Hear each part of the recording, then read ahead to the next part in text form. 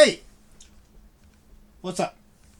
Just Average Schmo back to crack open the second box here. I'm guessing they came this way because they had to fulfill them from maybe two different Gamestop stores.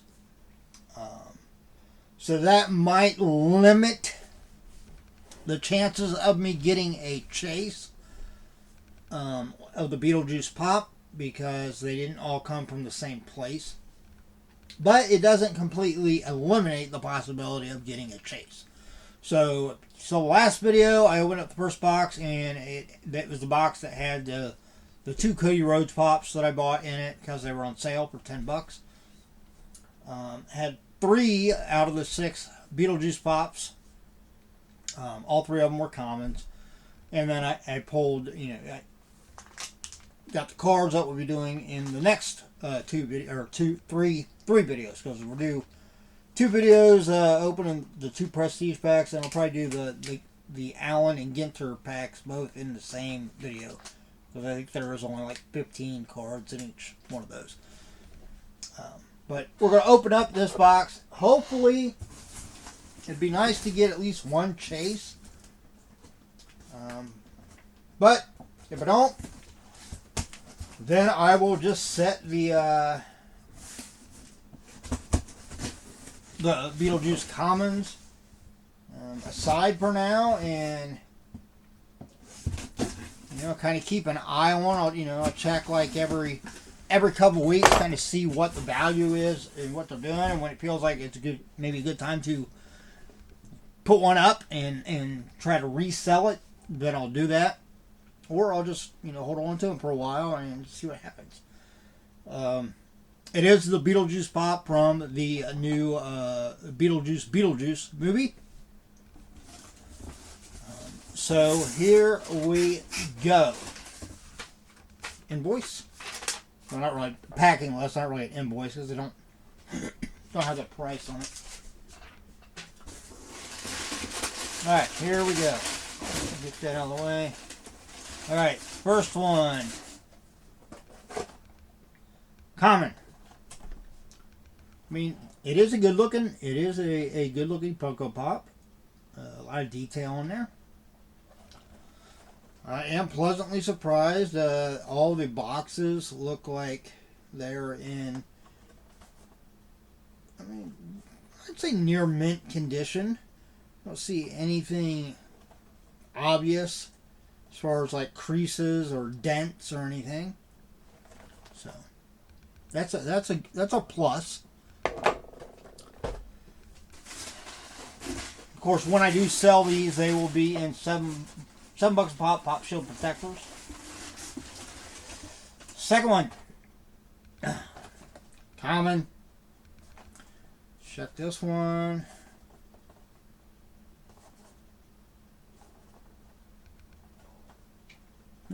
Looks good. See, this would be a good one too if I knew that Michael Keaton was doing a private signing. That I might hold on to one of these just in case he does a private signing, or if he's at one of like big conventions somewhere close by and it's within reasonable driving distance. I'd love to get one signed and then actually keep it for my own collection. Last one. Did not get a chase, so I played the chase roulette. This one does have a little bit of damage here, right there. It's got a little bit of a crunchage and a rip right here, so that kind of sucks. So I might just hold on to this one myself. I'll just keep it. I'll put it over my horror pops. So, but oh well. 5 out of 6 though were in immaculate condition, so can't complain about that. I mean, I've seen some people that will buy from GameStop, Hot Topic, FYE, if they're, I don't even think they're still around anymore. but they would get them and they would just be like every one of them would have damage on it because of the way they. I mean, I'd actually seen some of these stores when they ship them, they just throw them in like bubble mailers and ship them that way. I mean, how asinine can you be? You know, and it's not like you're selling these. You know, these. I mean, technically, you could call these toys, right? Because I mean, if you wanted to, you could buy these for your small kids. They could open up, they could play with them, you know, just like they would, you know, any other toy. But they're not really made necessarily to be toys. They're meant to be more like collectibles. Something that you buy and you want to keep just like this. Although there are some people that buy them as collections, and you know, they're not so adamant about value so much as to keep them in the box. They take them out of the box. To each their own. You know, that's fine. But most people want to have them just like this, and they want the boxes to be in really good condition. So, you know, if you're a store that sell these, why you would think it's a good idea to just ship them without properly packaging them is beyond me. I don't make any sense to me. I mean, I'd be, if I was one of those people, I think I did buy Funko Pops from, I don't remember which company it was, but yeah, they shipped like, I'd say it was only like 2 or 3 of them, and it wasn't like where I bought like a bunch of the same pop. I bought, you know, like, I want to say it was like 3 or 4 different Funko Pops, but I bought like 2 of each. I think it's probably some like I had on sale or something like that. And again, it might have been where they were coming from like 2 different stores or 2 different locations. That's why they came in different packaging. But yeah, like some of my order came in like an actual box with packing material and stuff. And then like 2 or 3 of the Funko Pops just came in a bubble mailer. And of course, they all 3 had damage on them. Luckily, it wasn't like outrageous damage. But like I said, I have seen people that, you know, here on YouTube, I've watched people open up and show that, you know, they've gotten pops that were just destroyed because they shipped them that way. So don't ship your Funko Pops in bubble mailers. Okay? Just, it's not a good practice. But there we go. That's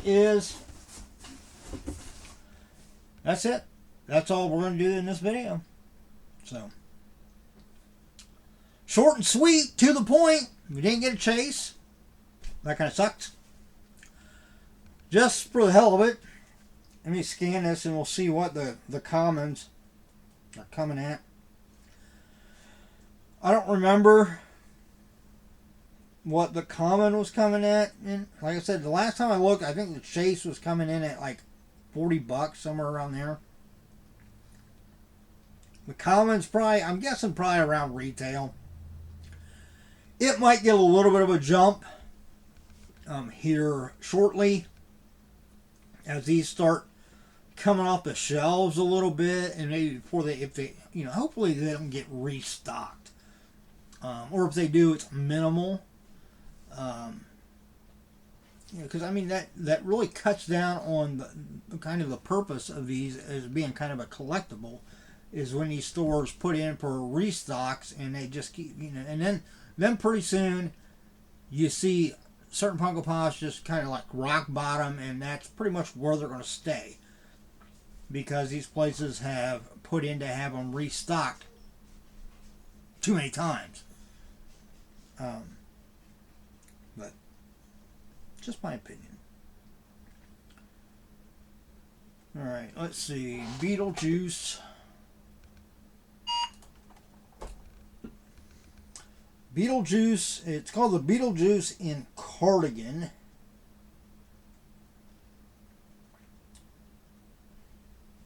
Okay, yeah. So the Chase is actually gone down by $2.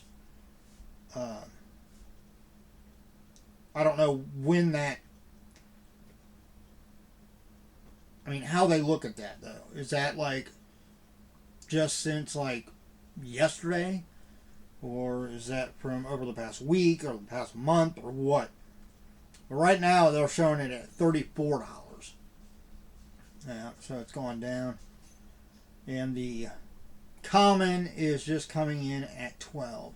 Now it looks like the difference between the two is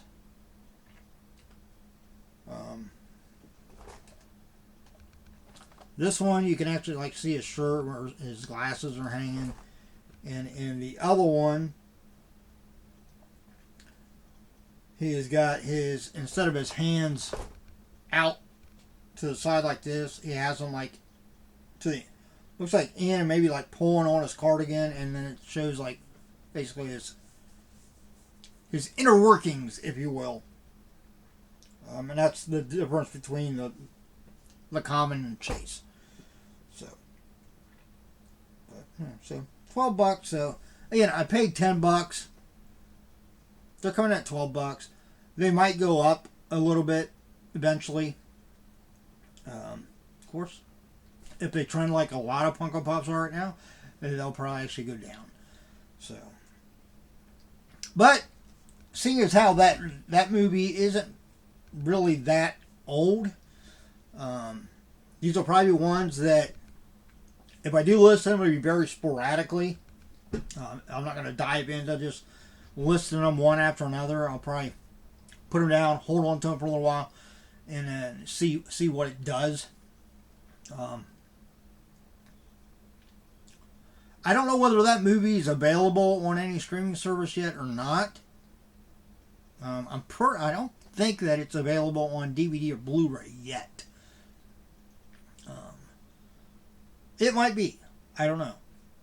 If it isn't, then these Pops might get a little bit of a bump when it comes out on like Blu-ray, and then people, if they didn't go to the theater and they're not like me and they just watch people react to it, and if they're like me and they don't really have a lot of streaming services, which is probably rare. I'm probably a rare breed. There for a while I got rid of all my streaming services. Then I decided to go back and get Disney Plus back again, because it's got Marvel and Star Wars, two of my the two main things I'm a big geek over. And then as a bundle deal, I get Hulu, which I don't think I've actually watched anything on Hulu yet. And ESPN, I always forget that I have that, which I should probably actually make use of that, because I do enjoy watching sports. I just never think about it. But those are the ones I have. At one time, I was like most people. I had Netflix. I had Paramount Plus. I had Amazon Prime. And I just, for the amount of money I was spending each month on those streaming services, and the amount of time I actually used them, it didn't make sense to keep paying for all of them. So I'll just stick with Disney Plus. But I'm an old soul, if you will, along with just being old. And I prefer really physical media. I like having DVDs and Blu-rays.